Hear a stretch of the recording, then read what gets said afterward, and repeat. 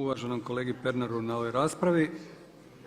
Ja bih samo molio i podsjetio bi i uvaženog kolegu Pernara i sve ostale kolegice i kolege zastupnike da se prilikom rasprave držimo točke rasprave, a danas je, odnosno aktualna je točka Izvješće predsjednika Vlade Republike Hrvatske o sastanku Europskog vijeća.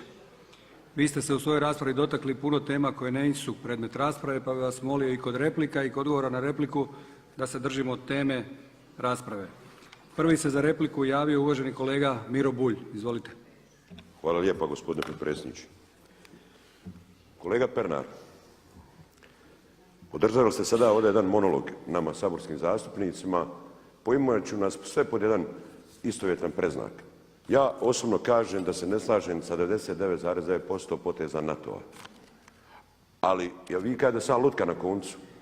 Ne slažem se ni s politikom Europske unije. To je moje pravo, kao saborskog zastupnika. I vi kažete da sam lutka na koncu.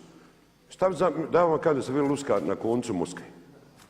Apsolutno sve što i ovdje iskazivate, izgleda mi kao da dobijate mail svaku ili kad slušate na slušalice iz Moskve direktno dobijate nalog. Ja to vama neću kazati.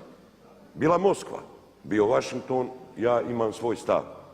Prema tome, kad se obraćate ovdje saborskim zastupnicima, ipak ja sam imao sreću i ponos, stariji sam od vas, što sam sudjelovao u stvaranju države kada nismo imali ništa. Nažalost, određene stvari su se rastočile. Da, i dijelom sluganskom politikom, dijelom i većim dijelom klanjanje velikim vođama, što nije Sabor bio demokratičan, ali ne možete kazati saborskim zastupnicima, ja bar ću vam kazati meni da sam lutka na koncu. Ja smatram, predam to ne bi nikad kazao, da ste vi lutka na koncu Moskve. I kako ćete vi sad mene demantirati? Svaki vaš govor završio je sa ruskim interesima, s Krimom. Šta bi bilo da je prema Hrvatskoj se odnosilo druge zemlje svijeta koje su dale potporu u Domovinskom ratu? Da li bi hrvatska granica tako izgledala? Jer se, znači, svaki iz svog kuta mora gledanja, a vi podcjenjivate, to je vaše pravo demokratsko i zaista.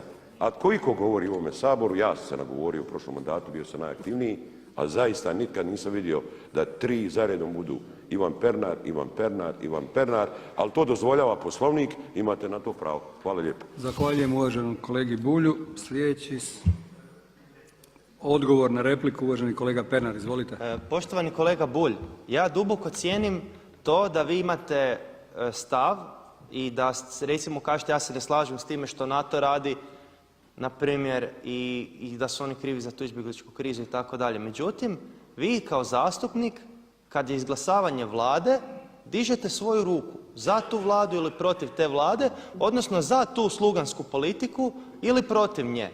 I vi možda osobno jeste protiv te politike, ali onog trena kad ste vi podigli ruku za tu Vladu, vi ste tog trena rekli ja stojim iza poteza te Vlade. A kao što vidite, ovo što mi imamo, to čak nije ni Vlada. Jer Vlada da bi bila Vlada, morala bi vladati.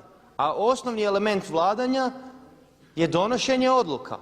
A koliko ja vidim, nas se ovdje brifira o tome što je na sastanku u Bruxellesu odlučeno i mi od tamo ne odlučujemo o ničemu. I onda se to što je tamo odlučeno nama kaže mi ćemo sad to provoditi.